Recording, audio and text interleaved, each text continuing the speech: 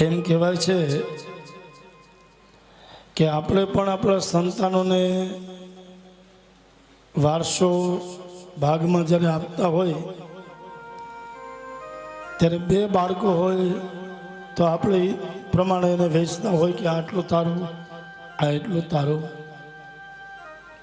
એક ખાસ આપણા બાળકોને શું ન પડે કે આપણા કુળદેવી કોણ છે, એને દાખલા ન વગાડવા પડે. એટલે જે તમે વારસામાં લખો ને,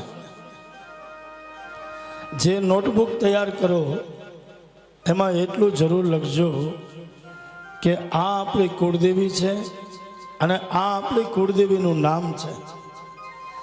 જો એટલું તમે લખતા ભૂલી જશો તો આવનારી પેઢીને કુળદેવી ગોતવા માટે, કુળદેવીના દર્શન કરવા માટે આ બાળકોને ભટકવું પડશે. એટલે આપણી કુળદેવીનું આજે ઘણી જગ્યાએ આપણે જોઈએ છીએ કે બધા ફોટા કાઢી નાખો, મારા એકનો જ ફોટો મૂકજો. આવા ઘણા સદગુરુ નીકળ્યા છે કે બધાના ફોટા કાઢી નાખજો, અમારો એકનો જ ફોટો. તમને કોઈ એમ કે બધા ફોટા કાઢી નાખો અને મારા એકનો જ ફોટો મૂકો તો સમજી લેજો આ તમારા કુળનો દુશ્મન છે. તમે કુળદેવીને કાઢી નાખશો તો આપણું કુળ અનાથ થઈ જશે અને જે કુળ અનાથ થાય એ કુળ ભટકે છે. અમે ઘણી જગ્યાએ દર્શન કરવા માટે પધરામણીમાં જાય ત્યારે ઘરના મંદિરમાં દર્શન કરવા માટે જાય તો એક જ ફોટો. એટલે અમે કહીએ કે તમારા કુળદેવી, તો કે એ તો અમારા ગુરુજી કીધું કાઢી નાખો. આવો સદગુરુ ન હોવો જોઈએ. આપણા ઘરમાં 3 મૂર્તિ જરૂર હોવી જોઈએ. પહેલી મૂર્તિ ગણપતિ દાદા, એ વિઘ્નને હરનારા છે, વિઘ્નોને દૂર કરનારા છે.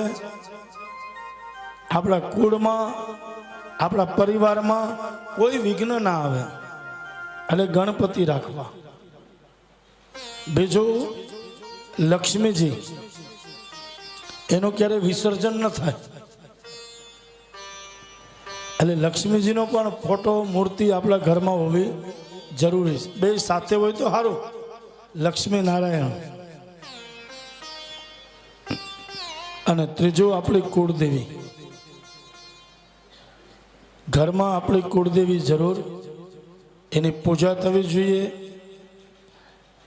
અને કુળદેવી માતાને વર્ષમાં એક જ વખત આપણે નૈવેદ્ય અર્પણ કરીએ છીએ.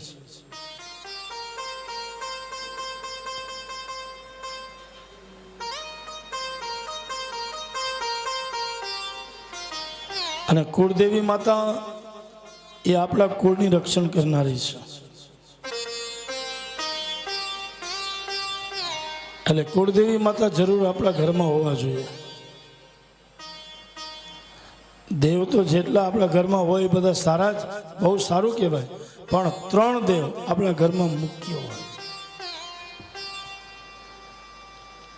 આ 3 ક્યાંક ને ક્યાંક આપણી રક્ષા કરે છે, ક્યાંક ને ક્યાંક આપણને સારા સંકેત આપતા હોય છે.